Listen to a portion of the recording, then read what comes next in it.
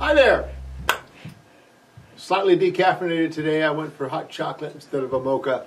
So I'm going to move nice and mellow with y'all. I'm Jack Van Breen from Guitar Showcase in San Jose, California. We're here in our bass corner to talk about an instrument that revolutionized music. And it's, in this day and age, it's just so ubiquitous. But back when Leo Fender put his mind to it, it was really groundbreaking, earth-shaking, as you will. Leo, he's credited as being the father of the electric bass by a lot of people. But truly, he wasn't the first. And if I had a mind that cared, I could spout all kinds of statistics and figures. But as early as the 20s, people were amplifying the string bass. They were doing stuff where they'd take a string bass neck and attach it to a slab of wood and put a microphonic pickup on it. One of the earlier ones was sold as a set with this amplifier that was basically 2 foot by 2 foot by 4 foot, this big square box, and the bass actually stood in the corner of it. It was pretty amazing. And as you might imagine, in the 20s when transportation was an issue, that didn't go so well. And other people did some stuff. I believe that Gibson actually did an electric bass before Leo did. But Leo was the guy who actually pursued it with a vengeance. And his vision wasn't a bass that would be louder for the string bass players of the day. His vision, and he was biased because he knew a lot of guitar players that wanted to earn a little extra money. So what they would do is they wanted to be able to double on bass. But we're going to stop right here for a second. Okay, so we're back from that. Never mind. You won't have seen that. We're going to edit. So, Gibson, I believe, actually did electric bass before Leo did, but Leo actually pursued it. And his vision was, there are a lot of guitar players that wanted to pad their wallet on a gigs by doubling, but they didn't want to carry a big bass around, and some of them just didn't have the accuracy to go from guitar and play a bass in tune. Now, granted, bass in those days was mostly a rumble. Not a lot of pitch to it, but it was nice to have pitch. So Leo said, well, what if we were to shorten the scale a little bit, make it comfortable, and then put frets where the notes are supposed to be, so these guitar players, no offense to you guitar players, I are one too, who didn't have the skill set to be precise in their playing, could play precisely the notes without having to worry about if they were right on the proper place on the fingerboard of a bass. And they called it a precision bass. And he had to struggle with it because it was this new concept. He wasn't talking to bass players, he was talking to guitar players about, dude, if you play bass also, you're worth more to the band leader, you'll work more. And so they kind of started getting it, and it took off.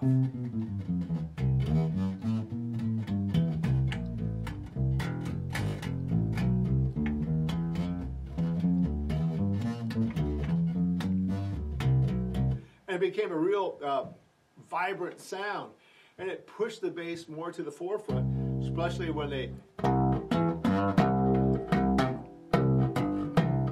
get some percussion going on, and it kind of just the whole rhythm section would take off, and it became a real strong part of this new music called rock and roll. So the original pre-bass, under this shield, you can't really see it, there's a single pellet pickup, very reminiscent of the bridge pickup of a Telecaster. And it is what they had, so that's what they used. But the E string was kind of weak. Although this one's pretty nice. This one, just so you know, was master built by John English. And it's just a phenomenal instrument. Normally, I don't much care for the 54 variant of the P-bass because the pickup's really thin.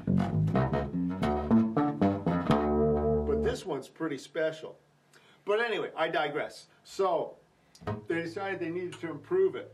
The single coil pickup, particularly for the bass, had a tendency to really pick up the neon lights in the clubs and stuff. So Leo England boys did a little bit of research and basic physics, realized that if you took that pickup and split it in two parts and then wound them out of phase, you would have electrically created hum canceling. Where have we heard this? Oh, somewhere else a few years later. Actually, it's all about the same time. You know, people talk about the Gibson humbucking pickup patent pending and all that stuff. But they weren't the only ones that did that. You know, Leo's doing it right here.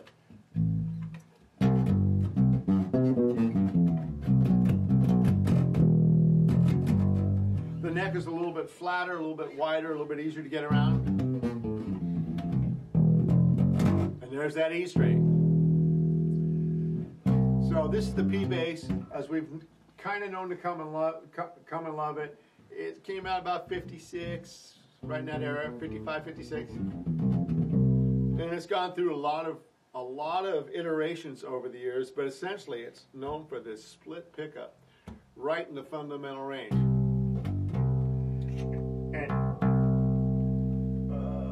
And it has been the basis of a billion hit records.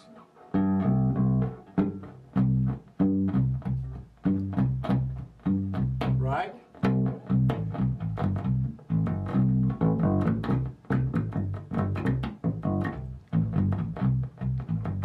There's two classic bass lines out of the 50s and the 60s that just change people's worlds, you know.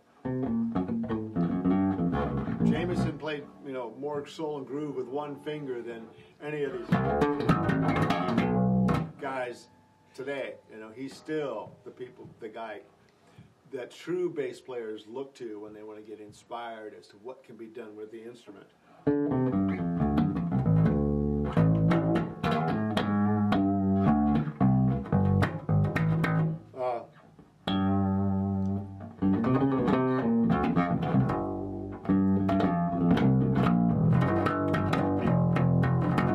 John Entwistle did a lot with the P bass too. One that looked a lot like this. Of course, he became a collector and used a bunch of different things. So that was the P bass, and it again furthered the revolution because you had a stronger fundamental tone, you had less hum and noise, still had this big old baseball neck.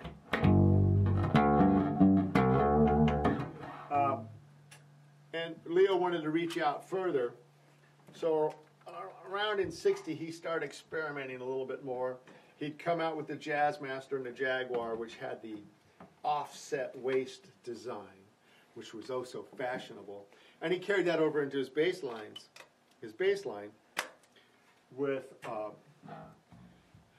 the Jazz bass. The Jazz bass had two pickups, and when both are full up, it does do hum canceling. But when you go to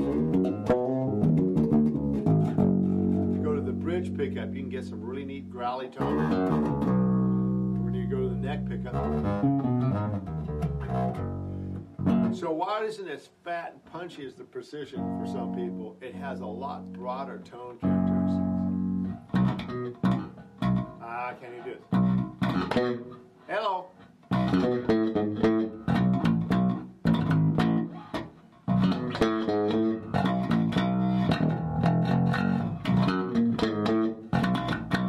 Anyway, that's what happens when you put a guitar player with not enough coffee on a bass. But the Jazz bass really took off because it had a broader tonal palette, and the jazz cats liked that, and the studio producers liked that because they could dial it in a little bit better. So the Jazz bass became pretty popular. Precision bass still is more popular, I'm afraid to say. But for me, this is home. This particular bass that I'm holding is a road-worn 60s jazz bass. It's modeled after about a 64. I used to have a real 64, and some SOG stole it from me when I was out having a dinner with my wife and my young son. And I still haven't recovered, and that was in 75. This to me is home. If I have to gravitate, I need a bass, this is what I'm going to get.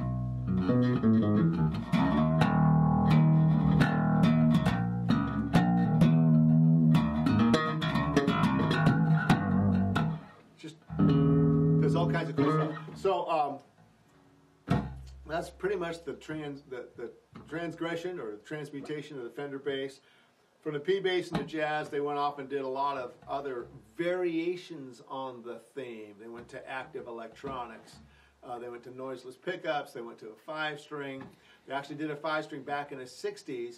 And again, this was kind of to help the guitar player double, or the bass player to double as guitars. It went from a low E, A, D, G, C. So instead of going low, as most modern 5-strings do, it went high. And the bass player could actually do solos and stuff, which is kind of cool.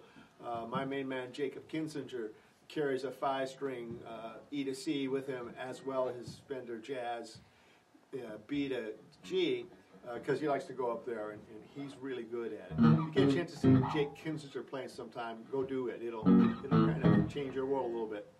Anyway, enough self-promotion. So this is the Fender basses. If you're a bass player, an aspiring bass player, and you want to get work, I know that those other flashy, real thin neck, fast to play, lots of rumble and clack basses are appealing and they're cheap. But if you want the producer to call you back, bring the jazz or bring the P bass, because they just sound right. It's what we've grown up with. It's what people expect to hear on the track. Little story.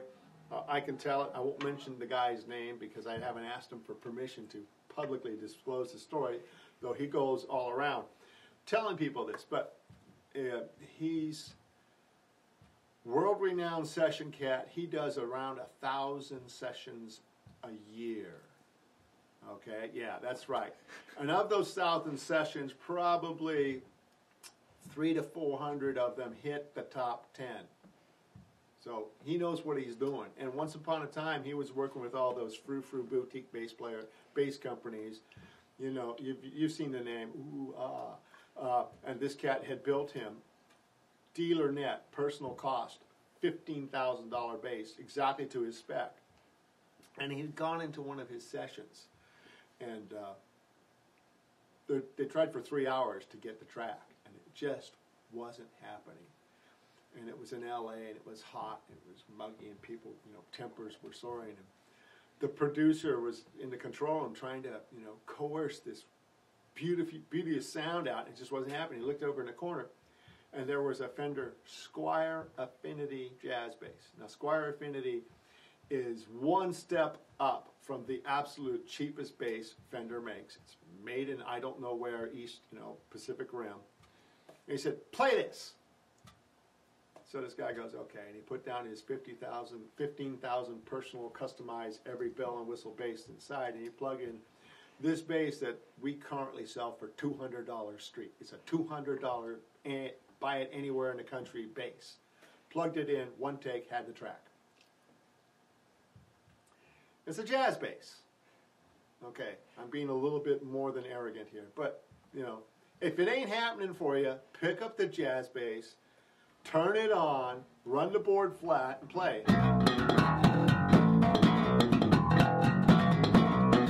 And I don't care what you're doing, hip-hop, funk, rock, metal, speed thrash, drugs. Well, no, I do care if you're doing drugs because those will kill you. But whatever you're trying to do, it'll just happen if you use a Fender bass. I'm just saying. Next time we're going to talk about some of the other great basses, because reality, Rickenbacker makes a fine instrument, and surprisingly enough, though my bias is heavily towards the Fender, Gibson has done some nice basses. Thunderbird pops to mind. So we may do a segment on other basses as well. But truly, if you've got a Fender bass and you show up at the session, nobody's going to kick you out unless you're just a really stupid or you insult the producer's wife or something. I don't know. Anyway, this is Jack at Guitar Showcase Bertolli Guitars. Thank you for paying attention to my ramblings.